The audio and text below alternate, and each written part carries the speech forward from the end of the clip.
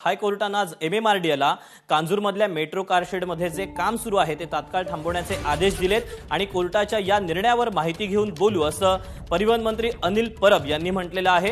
हायकोर्टाच्या निर्णयानंतर आता शिवसेनेकडून ही प्रतिक्रिया आली आहे। भाजपला आम्ही प्रतिउत्तर देऊ असं सुद्धा अनिल परब यांनी म्हटलेलं आहे। नाही, हायकोर्टाच्या आदेशाची पूर्ण नीट तपासावं लागेल की नेमकं त्याच्यात हायकोर्टाने काय म्हटलंय, कारण फक्त एक वाक्य बघून त्याच्यात सांगता येणार नाही। पूर्ण ऑर्डर नीट वाचावी लागेल आणि ती ऑर्डर हातात मिळाल्याच्या नंतर आम्हाला योग्य तो निर्णय किंवा योग्य ते त्याच्या बाबतीतली वाच्यता करू।